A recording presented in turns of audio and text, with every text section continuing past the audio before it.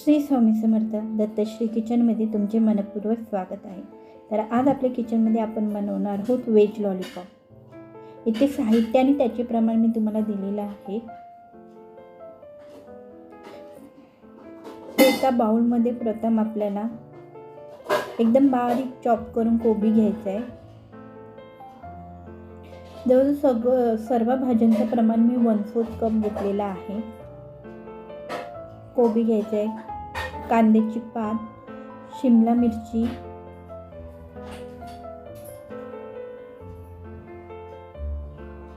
फरसबी,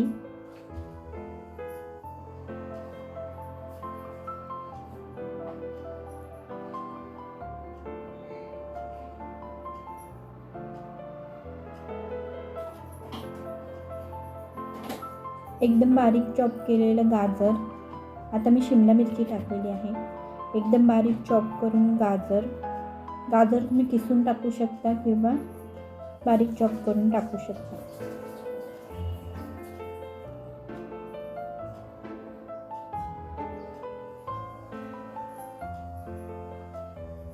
त्या सर्व भाज्यांना थोडा वेळ मीठ लावून मिक्स करून साईडला ठेवून द्यायचं आहे. जवळजवळ अर्धा तास थोडंसं मीठ टाकून मिक्स करून साईडला ठेवून द्यायचं आहे अर्धा तास.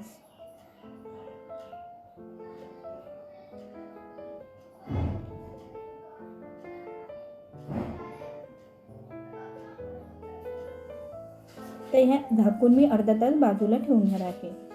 त्यानंतर त्याची कृती पाहूया आपण.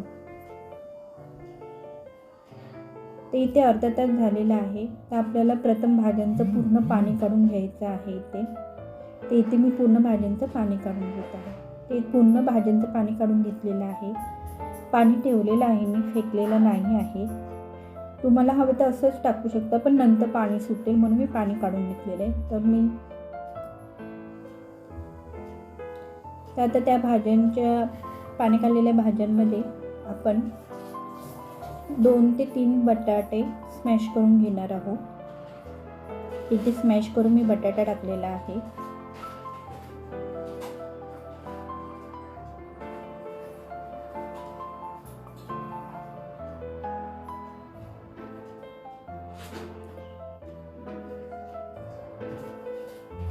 त्याच्यानंतर आपल्याला त्याच्यामध्ये 2 टेबलस्पून चिली सॉस टाकायचा आहे.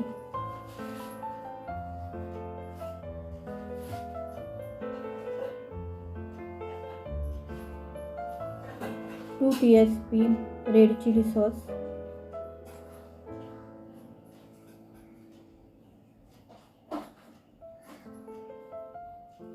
सोया सॉस टाकायचा आहे 2 टेबलस्पून,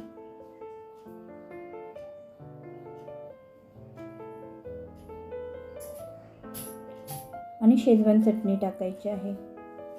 शेजवान चटणी मी ते रेडीमेड पॅकेट वापरलेलं आहे. ते इथे मी पूर्ण पॅकेट टाकणार आहे. शेजवान चटणीचं 10 वालं पाऊच भेटतं, ते मी इथे टाकलेलं आहे.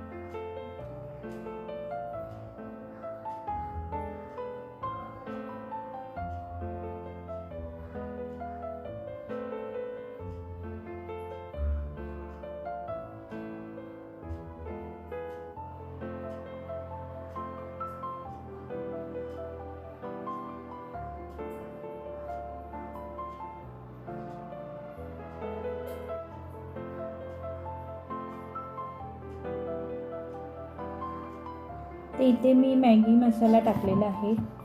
मॅगी मसाला किंवा क्यूब टाकू शकता. इथे 1 टीस्पून मी मॅगी मसाला टाकलेला आहे. आणि 4 टेबलस्पून आता आपल्याला यामध्ये मैदा आणि 4 टेबलस्पून कॉर्नफ्लॉवर टाकायचे आहे.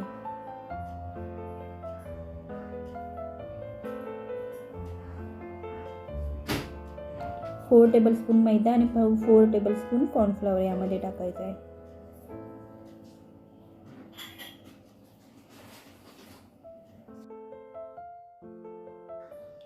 इथे आपण 1/4 कप ब्रेडचा चुरा टाकणार आहोत.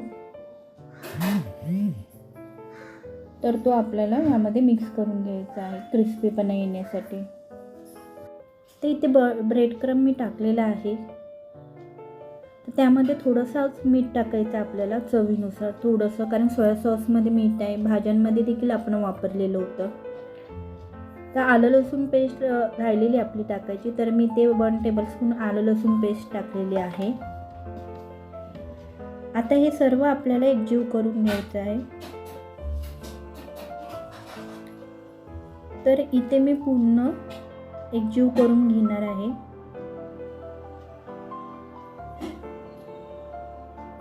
इथे छान मिक्स करून झालेलं आहे. इथे मी आईस्क्रीम स्टिक घेतलेल्या आहेत स्वच्छ धुवून.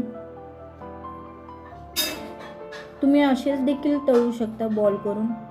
मी त्या आईस्क्रीम स्टिकला लावून तळून घेणार आहे. तर त्याचा एक बॉल करून चेपटा करून त्यामधोमध आईस्क्रीम स्टिक ठेवून हाताने आपल्याला रोल करायचा आहे अशा प्रकारे.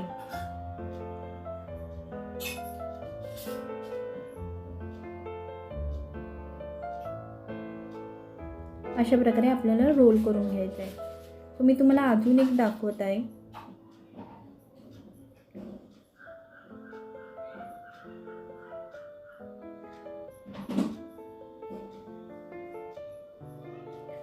प्रथम बॅटर घेऊन हाताला हवं तर थोडंसं तेल लावा.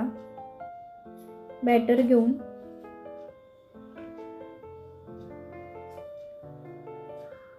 गोळा करून घ्यायचा आहे. तो चेपटा करून त्याच्या मधोमध आईस्क्रीम स्टिक ठेवायचे आहे.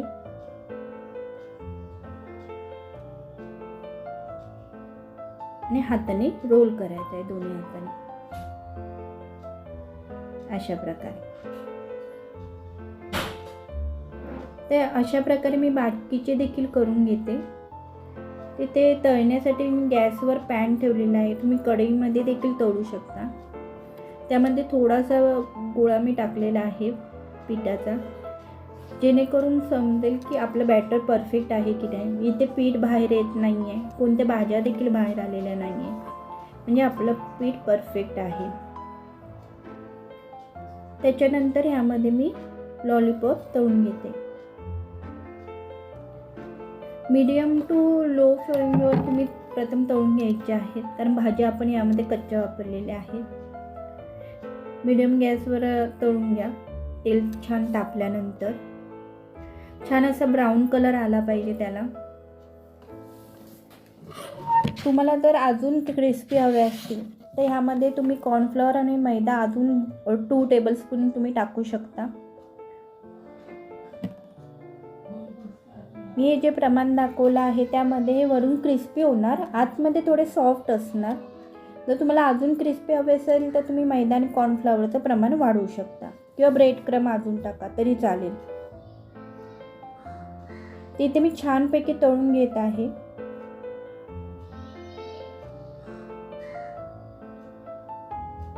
छान असा ब्राऊन कलर आला पाहिजे. यामध्ये कलर देखील तुम्ही टाकू शकता हवा असल्यास, पण मी ते कलरचा वापर केलेला नाही आहे. तुम्हाला हवा असल्यास रेड फूड कलर भेटतो तो तुम्ही यामध्ये टाकू शकता.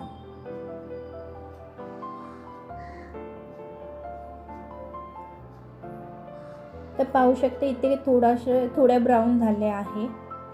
तर अजून छान कलर येण्यासाठी मी यांना अजून छान तळून घेत आहे. ते इथे लॉलीपॉपना छान कलर आलेला आहे. हे आपले तळून झाले आहेत. आता हे मी टिश्यू पेपरवर काढून घेते. नक्की ही रेसिपी आवडली असेल नक्की ट्राय करा. जर ही रेसिपी तुम्हाला आवडली असेल नक्की लाईक करा, शेअर करा आणि माझ्या चॅनलला सबस्क्राईब करा. थँक्यू.